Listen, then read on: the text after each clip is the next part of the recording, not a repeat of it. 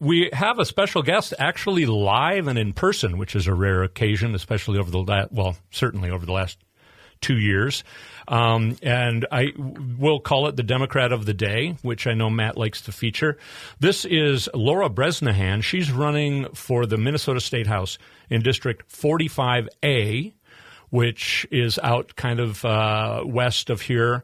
And it's actually the district that I live in. So I will be voting for her. For sure.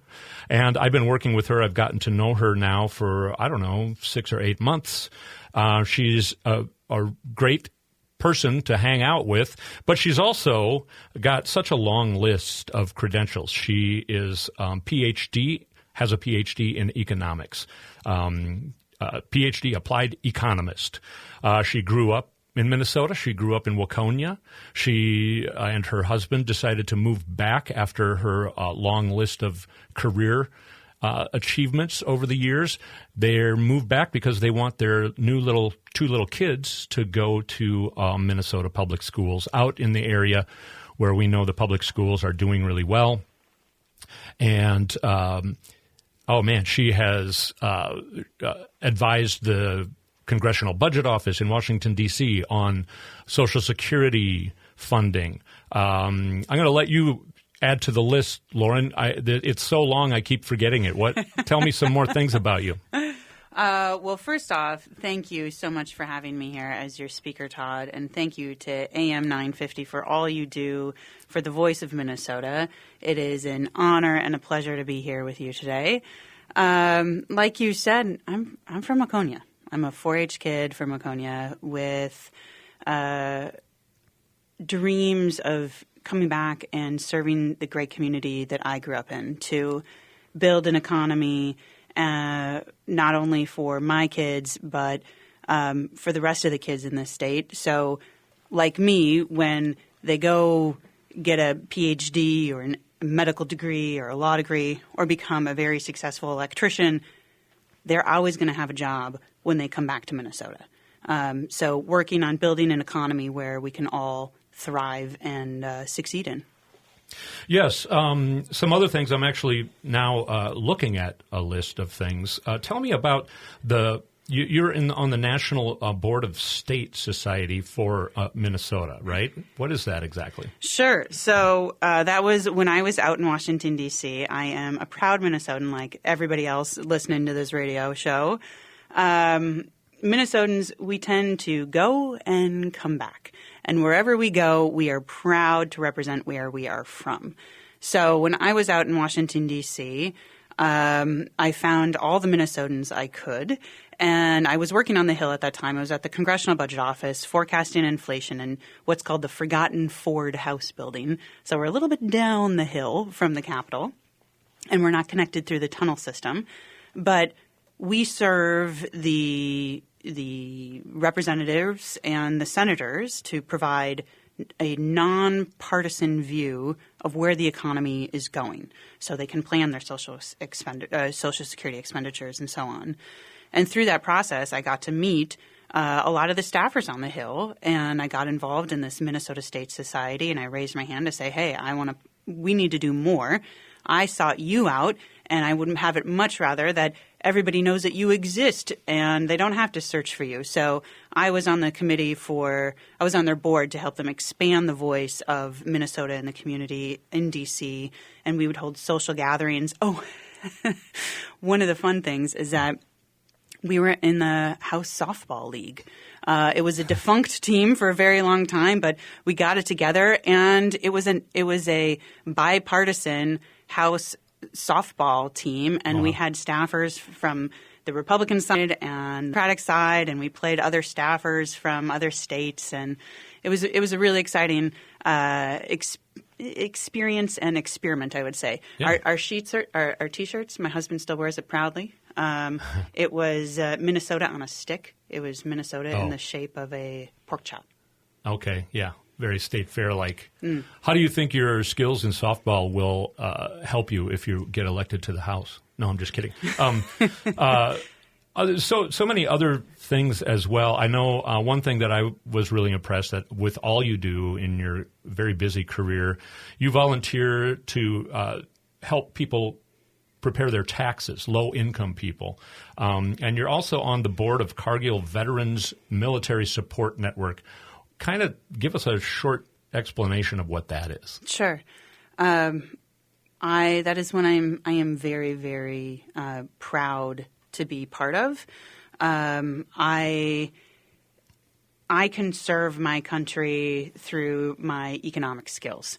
I am not as courageous as those that are willing to go and fight in that regard, but I can fight in other ways. Mm-hmm. And my parents are of the generation of Vietnam, and I'm of the generation of the War on Terror. And I saw my friends go off, and they'd do 3 tours, and yes, they'd come back physically, but they wouldn't come back mentally. And they cannot have the families that they wanted to have. They can't hold the relationships that they want to hold. And so I am anti-war, but I am so strongly proud of our veterans and so pro-veteran. So I have one thing one thing you don't know is I was on Team Red, White, and Blue. They're having something here in Minneapolis very soon. Team Red, White, and Blue is an organization that helps recent veterans come back and transition into society. And they do it through physical exercise and community service and community involvement. So that's something I would definitely plug if you're looking to get involved to help your recent veterans. And what I do on the Cargill Veterans Military Support Network right now is I'm really focused on helping our veterans transition into the workforce. Mm-hmm. So how do we translate your skills as a special operations lieutenant, things I can't even imagine that they've been able to do. And they're ready to retire. They've served. Yeah. And how do we translate those skills into getting a job in the private sector or in the government? And so I'm helping them work on their resumes. I'm helping them get to know and network places within Cargill where I work, as well as other places in Minneapolis, because I want those really strong people to come to Minnesota. It's the best place to live. Right. Yeah, exactly. And it seems that all the training and all the incredible things that they learn when they're in the military, when they come back, they find that they kind of don't know what to do as just being a person coming back home. Right. And like you said, even just making a resume to try and get a job. That's incredible. That's even more, this is even fun for me because I thought I knew you, and I'm learning so much more. Say, one thing that happened the other night was the Speaker of the House of Minnesota came out and door knocked with you. Sure did. We were all there. My daughter Eve was there door knocking, and Speaker Hortman came out. That's an incredible. That didn't used to happen out in our district. Of course, and people who have heard me on this show before know that I ran for the same seat you're running for now, 10 years ago and 8 years ago, and we didn't have any kind of attention like that because we were so red. And this seems to me to really be a sign that we are turning blue out there. How do you feel about that? And how's your campaign going, nuts and bolts wise? Great question. And I would say, really, thank you. Thank you for everything that you've done and that the DFL has done out here in this district. So I grew up in Waconia, which is red and still red. I had a fundraiser yesterday in Waconia with the very few out of Democratic families in Waconia. But now we have this chance to flip this district that is increasingly purple, and we have the ability to get it all the way out to St. Bonnie, right? Mm-hmm. Yep. And I would say so much of this is boots on the ground, is knuckles on doors. This is a knuckles on doors campaign. We've been knocking doors since December. And I have been really enjoying the opportunity to not have to wear long underwear under flannel-lined pants, under snow pants, under insulated boots. It makes it a lot easier to door knock. But now we were door knocking in record heat just this past day. Yeah, well, I don't know. It depends. It's easier to get to the doors. You have less. It's less cumbersome. I actually was out on the doors with all of you on Monday, and it was about 100 degrees, and I was surprised at how not bad it was. I was a little scared actually to begin with, but we made it through our whole knock list, and it wasn't too bad. For those that don't know this district, please come out. It is a gorgeous place. So the reason why we can door knock in 100 degrees out here in 45A is because of our beautiful canopy of trees. Mm-hmm. We have so much nature out here, which is one of the reasons why I wanted to raise my family here, because of the easy access to nature. So even the speaker mentioned it, like, oh, thank you for the tree-lined door knock route. And my response, I wasn't there, but my response would have been, well, all of them are tree-lined door knock routes. Exactly, yeah. And I know you're quite the outdoorsy person. I thought you were crazy. I was afraid that we picked the wrong candidate. I thought we picked somebody who was absolutely crazy nuts when you were knocking in January when it was 25 below zero That's what you get when you get a born and raised local Minnesota girl running for office. I was born in northern Minnesota. The winters don't scare me none. Yeah, good. That helps. And one thing also that I know that you've noticed that's kind of a unique thing, as you said, you grew up out in that area, so did I. And I was terrified to first go door knocking when I ran. And then I found that, there are many, many, many Democrats. It's just that the Democrats are afraid to reveal themselves out there. How do you feel about that? Do you feel better about your general area that you grew up in after you've had the chance to actually meet some of the people? I've always been proud of where I grew up. Regardless, Democrat, Republican, I have been very proud of my community, which is why I wanted to raise my family here. And the beautiful thing about this district is that so I have friends that live in South Minneapolis, where a lot of younger families like mine, they live in South Minneapolis. And the Democrats stick out, right? Yeah. We have a type, where out here we're the ones, we got the really rusty vehicles and 15 American flags in the yard, and we're the nicest house on the street. Like, you can't stereotype us out here. And that's, I like that aspect of it. Yeah, the hunters. Big time. And there's still, a lot of people that you would think, I'm sure that guy's a Republican. Nowadays that we're so become so combative over the last 25 years. But I've known people that I just assumed were Republicans. I get to know them, and they're a longtime Democrat. We should have talked. We should have had a conversation 10 years ago. But tell me a little bit, too. Your husband also has I think, a very respectable direction that he's taken his career in. Yeah, he is. Thanks for bringing that up.